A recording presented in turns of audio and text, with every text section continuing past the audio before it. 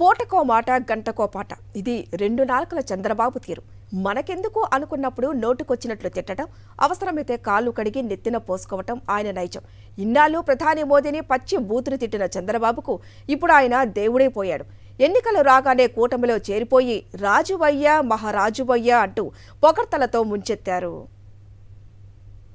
నమ్మక ద్రోహం చేసి నమ్మించి మోసం చేసి వదిలిపెట్టమని మనం పోరాడితే మన మీద సిబిఐ దాడులు, ఇన్కమ్ ట్యాక్స్ దాడులు, ఈడీ దాడులు, మన మీద దాడులు చేస్తారు. అవినీతి పరులు కాపాడుతాడు నరేంద్ర మోడీ గారు. ఆయన పెద్ద ఫోజులు ఇస్తున్నాడు.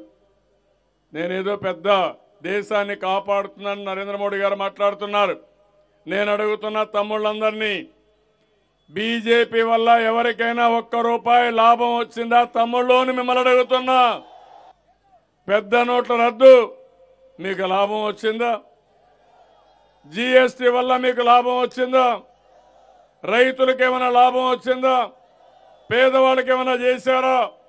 కడాన తిత్లీ తుఫాను వస్తే పలకరించారా తమ్ముళ్ళు అని మిమ్మల్ని అడుగుతున్నా. విన్నారుగా, ఎన్డీఏ నుంచి బయటకొచ్చిన తర్వాత టీడీపీ అధినేత చంద్రబాబు ప్రధాని మోదీ గురించి ఏమన్నారు? 1, 2 కాదు, నోటికొచ్చినన్ని మాటలన్నీ అన్నారు. నమ్మక ద్రోహం చేశారని, నమ్మించి మోసం చేశారని దుమ్మెత్తిపోశారు. అంతేకాదు, ఆయనేదో దేశాన్ని కాపాడుతున్నట్లు పోజులు కొడుతున్నారంటూ మోదీపై విరుచుకుపడ్డారు చంద్రబాబు. ఇక పెద్ద నోట్ల రద్దు, జీఎస్టీ వల్ల దేశానికి వచ్చిన లాభం ఏంటంటూ ప్రశ్నించారు. కానీ ఇప్పుడు సీన్ మారింది. ఎన్నికల వేళ మళ్లీ ఎన్డీఏలో చేరిపోయారు చంద్రబాబు. ఇంకేముంది, బొప్పూడి సభా వేదికగా మోదీ భజన మొదలుపెట్టారు. ఆయన ఇంద్రుడు చంద్రుడు అంటూ ఆకాశానికెత్తేశారు. అంతేకాదు, మోదీ అంటేనే భవిష్యత్తు, ఆత్మ గౌరవం, ఆత్మవిశ్వాసం అంటూ అందలమెక్కించారు. ఆనాడు డిమానిటైజేషన్, జీఎస్టీపై చేస్తున్న వ్యాఖ్యలను మరిచిపోయిన చంద్రబాబు ఇప్పుడు మాట మార్చారు.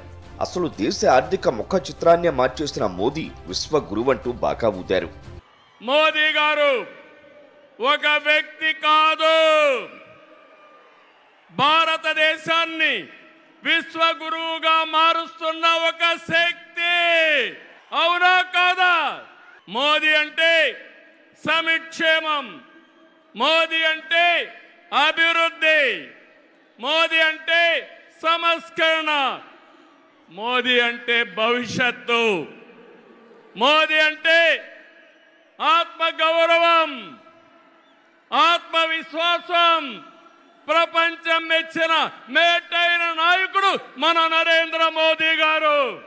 డిమానిటైజేషన్, జీఎస్టీ వంటి సంస్కరణలతో దేశ ఆర్థిక ముఖ చిత్రాన్ని మార్చిన వ్యక్తి మోదీ గారు. ఆయన నినాదం సబ్కా సాత్, సబ్కా వికాస్, సబ్కా విశ్వాస్ అనే నినాదంతో దేశానికి ఒక నమ్మకాన్ని కల్పించిన శక్తివంతమైన నాయకుడు నరేంద్ర మోదీ గారు.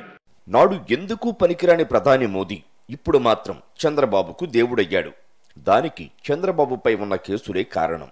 తనపై నమోదైన కేసులను ఎక్కడ తిరగతోడతారో, ఎక్కడ జైలులో పెడతారోనన్న భయం చంద్రబాబును తీవ్రంగా వెంటాడుతోంది. అందుకే బొప్పూడి సభలో మోదీ కరుణ కోసం ఎంతగానో తాపత్రయపడ్డారు చంద్రబాబు. ప్రపంచంలో మోదీని మించిన నాయకుడు లేడంటూ ఆకాశానికెత్తేసే ప్రయత్నం చేశారు. కానీ ప్రధాని మోదీ మాత్రం చంద్రబాబును పెద్దగా పట్టించుకోలేదు. అంతేకాదు, 2 నాలుకల బాబు గురించి తెలిసిన మోదీ కనీసం గతంలో ఇచ్చిన గౌరవం కూడా ఇవ్వలేదు. సభా వేదికపై తొలి నుంచి చంద్రబాబుతో అంటీ ముట్టనట్లుగానే వ్యవహరించిన మోదీ గతానికి భిన్నంగా ఆయన్ను ఏకవచనంతో సంబోధించడం పెద్ద చర్చకే దారితీస్తుంది. మొన్నటికి మొన్న ఓటమితో బుద్ధి తెచ్చుకున్న చంద్రబాబు మళ్లీ ఎన్డీఏలో చేరారంటూ అమిత్ షా చేస్తున్న వ్యాఖ్యలు మరొక ముందే బొప్పూడి వేదికపై మోదీ వ్యవహరించిన తీరుతో చంద్రబాబు ఇమేజ్ ఏంటో ప్రజలకు తెలిసొచ్చింది. మొత్తంగా ప్రజాగళం పేరిట బొప్పూడిలో సభ పెట్టినా అక్కడ వినిపించిందంతా చంద్రగళమే, అది మోదీ భజనే.